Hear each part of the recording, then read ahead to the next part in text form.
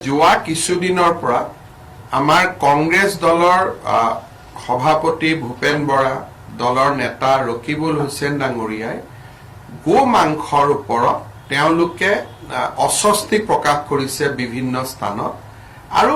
যেন তেওঁলোকেও গো মাংসৰ প্ৰচলন নিবিচাৰে তেনেকুৱা এটা ধাৰণা এটা ৰাইজৰ সন্মুখত তেখেতসকলে দিছে। ভূপেন বৰা ডাঙৰীয়া আৰু ৰকিবুল হুছেইন ডাঙৰীয়াৰ যিখিনি ষ্টেটমেণ্ট আজি আমাৰ কেবিনেটত তাক পুংখানুপুংখভাৱে আমি বিশ্লেষণ কৰোঁ আৰু আমি দেখা পাওঁ যে আমাৰ যিখন গো মাংস নিবাৰণী আমি আইন কৰিছিলোঁ সেই আইনখন যথেষ্ট শক্তিশালী, কিন্তু তাত এটা প্ৰভিজন নাছিলে যে কমিউনিটি ফেষ্টিভেলত যে গো মাংস আমি খাব পাৰোঁ নে নাই আৰু হোটেল ৰেষ্টুৰেণ্টত আমি গো মাংস খাব পাৰোঁ নে নাই।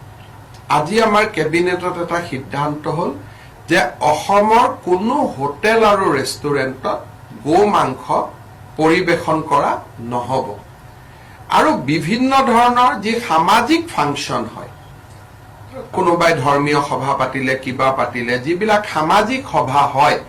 সেই সামাজিক সভাটো গো মাংস খাব পৰা নহ'ব। যিটো এটা অভিযোগ আছিলে যে কোনোবাই গো মাংস দি দিলে তাৰমানে পাব্লিকলি খালে, এতিয়াৰ পৰা public consumption of beef has been totally prohibited from today. So' in no' restaurant, in no' hotels and in no' public places beef can be ছাৰ্ভড।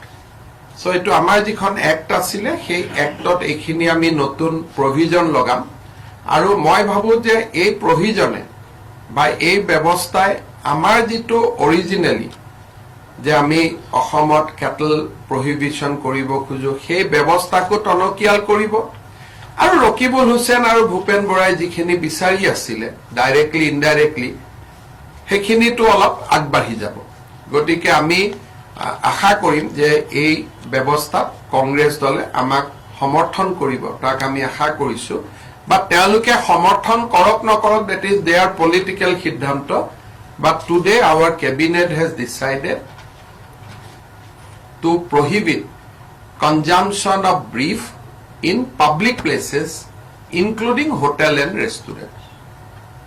যিকোনো এৰিয়াত আগতে আছিল মন্দিৰৰ 5 কিলোমিটাৰ, এতিয়া সেইটো আমি গোটেই অসমলৈকে এক্সটেণ্ড কৰি দিলোঁ যে কোনো জাগাতে এইটো খাব